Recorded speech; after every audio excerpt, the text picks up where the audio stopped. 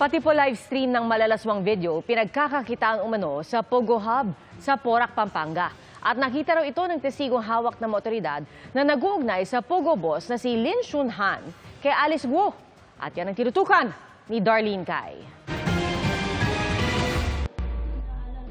Naalala ko lang po lahat. Kasi isa po talaga ako mismo sa nakakita at umiyak ako.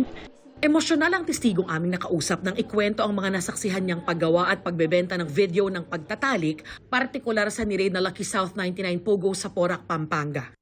Nagkaroon na po doon kasi ng live selling video. Binivideo po niya para yun po ang pinapabiding po nila doon sa mga foreign, sa mga iba-ibang country po. Sabi ng PAOK, ang testigo ang magpapatunay na may koneksyon si Alice Go o Go Waping kay Lin Shunhan alias Liu Dong o Boss Boga, ang tinaguriang godfather o boss of all bosses ng mga Pogo na nagsimula raw ng mga operasyon nito sa Pilipinas. Si Go raw ay si Madam Wa na nagre-report kay Lin. Nag-aabot po si Boss Boga ng pera kay Madam Wa. And kasi may pinakapondo po sila sa may money po nila. Importante yung statement niya tsaka yung knowledge niya about the operation. Nahuli si Lin noong Huwebes sa bisa ng mission order mula sa Bureau of Immigration. Kasama niyang 12 Chinese nationals na umano'y mga opisyal din sa illegal na Pogo operations.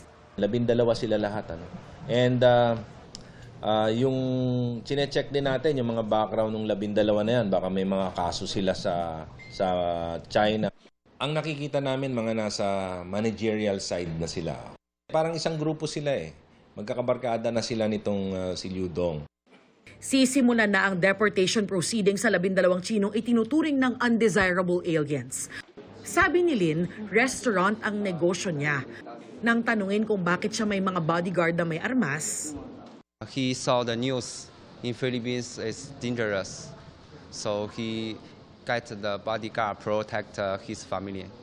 pati kay Senate Committee on Women, Children, Family Relations and Gender Equality Chairman Senator Risa Hontiveros, dati na raw na-establish ng komite ang koneksyon ni Lin sa pagtatayo ng scam hub sa Pilipinas. Pero tiyak daw na may kasabwat siyang kawani ng gobyerno. Iimbitahan daw ng komite sa kanilang huling pagdinig si Lin. Sinubukan namin kunin ang panig ng kampo ni Guo pero hindi sila sumasagot sa aming text o tawag. Para sa GMA Integrated News, Darlene Kai, nakatutok 24 oras.